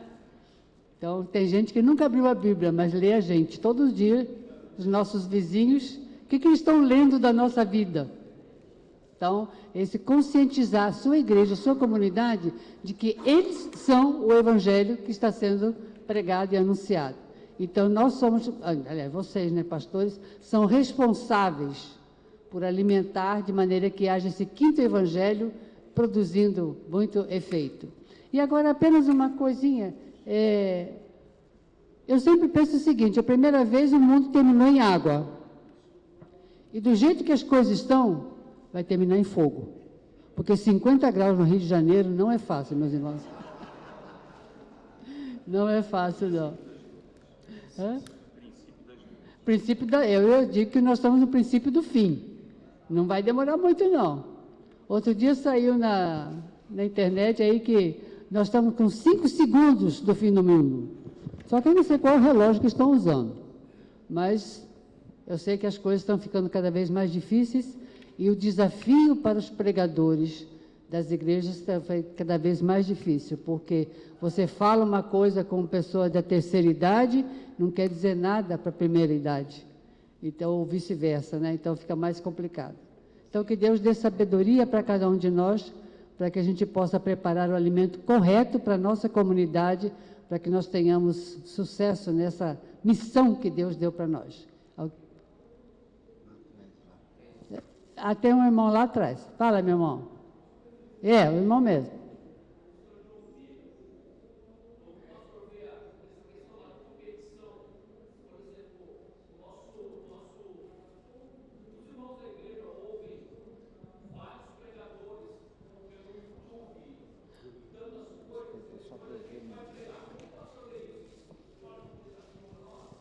Como é seu nome? Nivaldo, estou dando graças a Deus que você me fez uma pergunta. Eu estou doido para ter a oportunidade de falar uma coisa aqui que eu não falei, eu já vou responder junto aqui, na palestra. Pessoal, a gente tem que prestar atenção numa coisa que, na minha modesta opinião, é muito importante. A nossa pauta. Qual o assunto que nós estamos levando lá para o púlpito? Nós somos muito influenciados, às vezes, por coisas que estão nos incomodando. Então, na hora de pregar, você leva o seu incômodo para a pregação. Eu vou dar um exemplo. Há um problema na igreja. Aí, na hora de pregar, o pastor está dando indiretas sobre aquele problema. Numa igreja pequena, é o início do fim. Não tem jeito. Mas preste atenção aqui. Não tem jeito. Vou repetir. Não tem jeito. Numa igreja muito grande, isso dilui-se, é pulverizado. Mas numa igreja de média para pequena, se for uma igreja de cidade interior, piorou. Então, aquilo que nós levamos precisa estar focado no interesse da edificação das famílias. O que for do interesse de edificação das famílias. Existe em curso o franco desenvolvimento do ministério da treta. Se você quer ser pastor numa igreja batista normal, não vai ter como. Para você ter o ministério da treta, você tem que ter uma igreja da qual você seja o dono. Fora disso, não vai ter jeito. Então, já te respondendo, a gente tem que parar, a gente tem que olhar, mas não ficar impressionado com os grandes pregadores, mas você focar num conteúdo edificante, que tem esperança, que as pessoas estão desesperançadas. Consolo, porque quando você faz um momento de oração na sua igreja, um momento sério de oração, existe ali uma multidão de necessidades. Os pais e filhos estão sofrendo, confusão, os pais de adolescentes com tremendas dúvidas, dificuldades. As pessoas de meia idade foram treinadas para um mundo estão vivendo um outro mundo, confusão, marido que não sabe mais o que é ser marido, porque era uma coisa, agora é outra, e você fica confuso, mulher que não sabe mais o que é ser esposa, porque era uma coisa e agora é outra. Você junta tudo isso com o peso, meu irmão, das crises de ansiedade. 1/3 das nossas igrejas, de quem está sentado, está com ansiedade, e muitas vezes o pregador está com ansiedade. Então, se a gente focar no que edifica, nós vamos ter pouquíssimo tempo para treta, para ficar dando indireta para diácono, para líder da igreja, tratando as pessoas do púlpito com grosseria, desfazendo das gerações diferentes das nossas. Então, tentar ter um conteúdo edificante. Por quê? Porque eu, pensa numa coisa, eu sou ovelha dele, tenho um casal de filhos, minha esposa, trabalhamos a semana toda, domingo de manhã eu vou ter o trabalho para ouvi-lo, eu vou ter o trabalho de ressuscitar meus filhos domingo de manhã. Eu vou repetir, porque tem gente que está vivendo em outro planeta. Ele não sabe o que passa uma família da igreja. Ele não está ligado no que custa uma família da igreja sair de casa para ir lá escutar ele. Eles vão ter que ressuscitar os filhos. Geralmente no casal tem um que é mais forte, o outro é mais fraco. O que é mais forte vai ter que botar o outro nas costas para levar para a igreja. Durante o trajeto tem alguma dificuldade possível, atraso na hora de arrumar, não sei o que, eles chegam lá, gente, estressados. Aí vem o irmão, servo do Deus Altíssimo, abre a Bíblia e arranja falar alguma coisa dele. Ele responde à diretoria da igreja de uma reunião que o povo não estava lá e nem sabe o que aconteceu. Ou seja, a pregação torna-se uma pregação que agita a igreja. Ele traz para a pregação problemas que eram resolvidos assim. Questões, gente, de ofensas ao auditório, questões do mundo político, etc. As famílias saem mais vazias do que entraram. Aí eu não quero ir mais para a sua igreja, como pai, porque os meninos vão crescer doentes ali. Porque você adoece através do púlpito. Pancada para cá, pancada para lá, pancada para cá, pancada para lá, pancada para cá. Aí eu não quero. Se eu sou saudável, se eu sou treteiro, eu gosto é dele. Porque eu gosto de pastor que fala a verdade. Entendeu? Só que aí os filhos vão para uma outra igreja e eu fico com a minha esposa lá. Então, vamos focar naquilo que seja edificante. Irmã Nancy, foi muito boa a sua palavra aqui. Eu acho que a coisa mais importante que um pregador tem a fazer, abaixo de amar a Deus, é amar a sua mulher. Irmãos, eu digo isso aqui de todo o coração mesmo. Eu sou desconfiado que eu nunca vou enjoar de pregar. Eu sou desconfiado. Eu acho que para acontecer isso, Dinê, eu vou ter que estar, assim, alguma enfermidade, se eu for tomado por alguma enfermidade, ou emocional, ou física, mas eu acho que eu nunca vou enjoar de pregar. Porque na nossa igreja eu prego 4 cultos no domingo, e eu não enjoo. E eu sou desconfiado que, pela misericórdia de Deus aí nisso tudo, eu nunca vou enjoar da minha esposa. Eu acho que eu não vou enjoar dela. Só que tem uma coisa muito clara para mim. Eu gosto mais dela do que de pregar. Eu acho que nós devemos orar de coração para nós darmos uma afinada com a esposa, porque é real que uma igreja local observa a pregação quieta do casal. O Rubinho está aqui com a esposa dele. essa imagem, irmãos, essa imagem, numa igreja local, ela é fortíssima. Essa ali, ó. Se a esposa ou o marido tem alguma dificuldade, que todos nós temos, porque nós temos, pode acontecer de um lado, de outro, qualquer problema, você priorize a sua mulher, porque a igreja, ministério, Deus vai te dar outro depois. Então, só para completar isso, porque a edificação, aí, se ele quiser ouvir o Hernandes, se quiser ouvir o outro lá, deixa ele ouvir o outro lá, porque vai ser impossível não ouvir.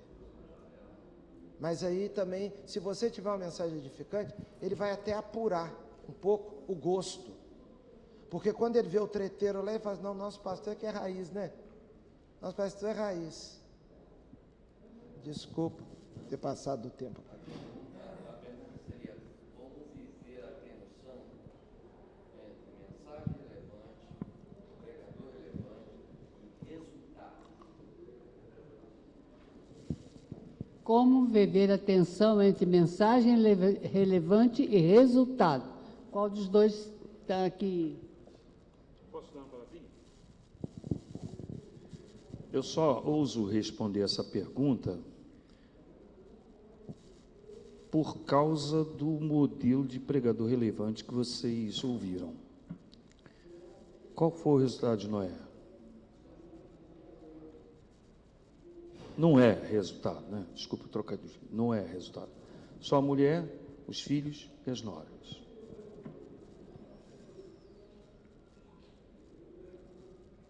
Nós somos tremendamente pressionados por resultados. Mas acho que a gente tem uma resposta bem boa dada por um sujeito extraordinário. Eu plantei, Apolo regou e Deus deu crescimento. Lembra que eu falei para você da crise que eu tive lá no Faial? Sabe o que me deixou sossegado? E eu falei assim, cara, sossega. Foi exatamente essa palavra. Eu plantei, Apolo regou, Deus deu crescimento. Lá no Faial eu conheci um catequista chamado Manuel Cândido Faria. Ele era um professor do ensino fundamental, ele era um voraz leitor, e ele recebeu na caixa do correio, na casa dele, um jornal, o Batista Açoriano, que eu distribuí. E ele então me escreve uma carta, porque a redação era na minha casa, escreve uma carta, ele disse assim, porventura, vocês sabem me informar onde é que eu posso encontrar o livro tal, porque eu citei um livro. Aí eu fui, sem falar nada para ele, encomendei da Livraria Batista em Lisboa, demorou um tempinho, porque a gente mora longe e tal, o livro. E eu fui pessoalmente lá entregar. E fui lá, bati na porta, e ele me recebeu, eu me identifiquei, e ali começou uma amizade. Isso foi em 1980. Quando foi em 2001, eu era pastor em Niterói, eu recebo um e-mail de um pastor lá nos Açores. Ele dizia assim, olha, eu recebi aqui no site da igreja uma mensagem de um indivíduo chamado Manuel Cândido Faria, e ele quer entrar em contato com o senhor. Posso dar o e-mail dele? Aí eu falei para ele, ô Rubem, então, não é o Rubem daqui não, é o Rubem de lá. Ô Rubem, então você me manda o e-mail do rapaz. E ele mandou.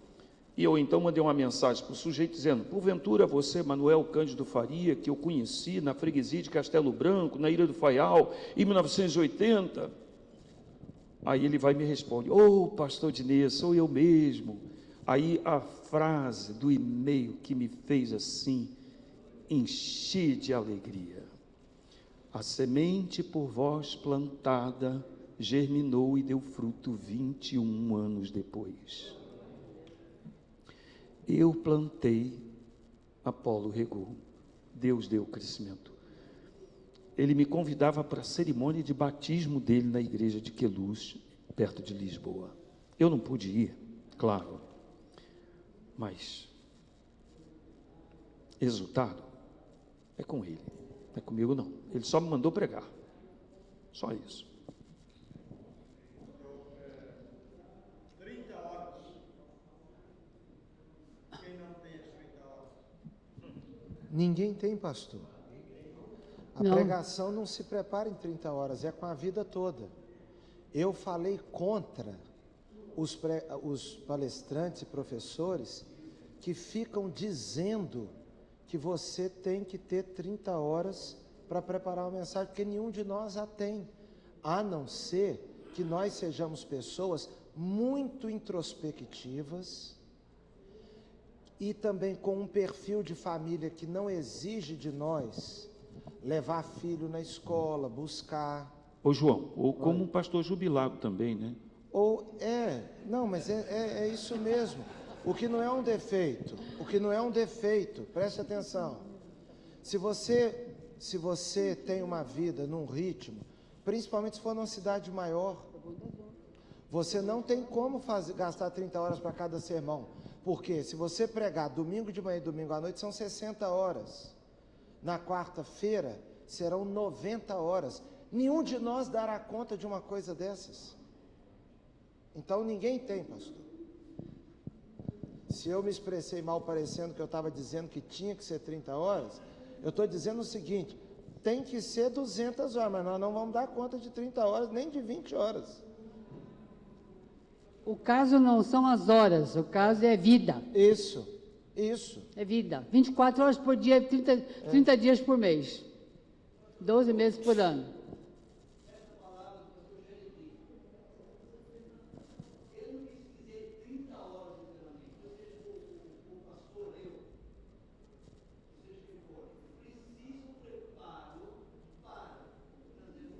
Eu não estou me referindo ao Jerry aqui. Eu falei 30 horas aqui, pastor. Poderia ter falado 25, que nenhum de nós também dá conta. Poderia ter ido para 40. Que só falar um número aqui que você não vai dar conta e nem eu. Se bem que 30 horas, de repente você lê 1 hora e dorme às 29, né?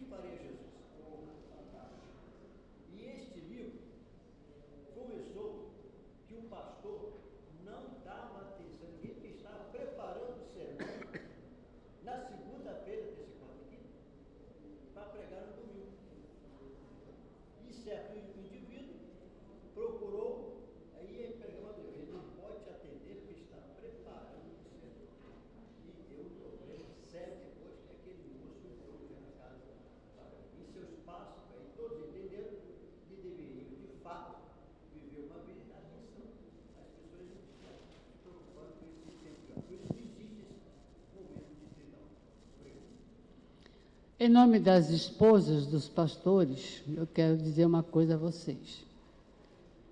Estou representando todas elas. Uma vez eu fui convidada para falar para os pastores em São Paulo os conflitos da esposa do pastor. E eu falei sobre os conflitos internos, os conflitos externos e os conflitos provocados pelo marido. E lá, pelas tantas, eu disse o seguinte, porque, quer queira, quer não, o pastor é um homem admirado por muitas mulheres da igreja que são mal casadas, são mal amadas. Então, fazem projeção. E eu disse aos aqueles irmãos o seguinte, se a sua esposa disser para você Ô bem, cuidado com fulana. Vocês já ouviram essa palavra da sua esposa? Bem, cuidado com fulana. Aí o que você responde? Ah, você está com ciúmes. Né? O problema, meus irmãos, é que nós temos uma parabólica aqui em cima. Nós, mulheres, temos uma parabólica. A gente percebe quando é aquela ovelha que ama o pastor, que quer o melhor pastor, e quando é aquela ovelha que quer dormir com o pastor. Né? É que não conhece o pastor direito. Também. Mas é questão de status, né? Então, quando a sua esposa disser, cuidado com fulana, você toma cuidado. Agora, se ela falar para você, cuidado com as mulheres da igreja, você interna, porque ela está maluca. Que não são todas, é uma ou outra, né? Eu estou falando isso porque eu vivi essa experiência. Então, quando eu falei isso, não me ouviram, né? Então, aconteceu a desgraça toda. Mas, então, eu sempre deixo essa recomendação para os irmãos. Se a sua esposa disser, cuidado com fulana, seja ela jovem, meia-idade, terceira idade, quinta idade, não interessa. Você toma cuidado. Porque a gente tem essa sensibilidade como mulher, e eu acredito que Deus nos deu por causa da maternidade. Que a gente precisa dessa parabólica fazendo o sinal para a gente. Então, eu espero que tenha sido uma bênção para todos nós. E eu vou fazer o seguinte, eu vou convidar os irmãos a fecharem os olhos. E cada um de nós, nos colocando diante de Deus, querendo ser esse servo 24 horas por dia, com um exemplo de pai, de marido, de líder, e preparando as mensagens que o teu público precisa ouvir para crescer.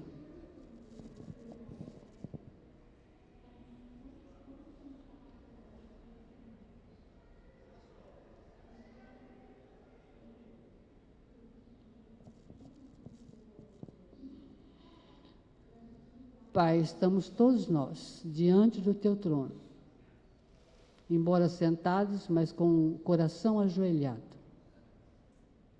suplicando, usa-nos para abençoar a tua igreja. Usa-nos para ser exemplo para os nossos filhos, para nossa esposa, para os nossos pais, para todos. Mas primeiro trabalha no nosso coração, melhorando a nossa capacidade, reconhecendo os nossos limites, mas que tudo estejamos sempre fazendo para a tua glória, nunca para aparecer, para ser o melhor, mas para que seja a tua glória, sendo um instrumento teu para abençoar as pessoas. Nós nos colocamos nas tuas mãos, pedindo ao Senhor que nos abençoe, alcançarmos o nosso ideal, da graça do Senhor no nosso coração, porque só ela pode nos transformar e nos ajudar. E é no nome precioso de Jesus Cristo, nosso Salvador, que nós oramos neste instante. Amém? Amém. Deus abençoe os irmãos.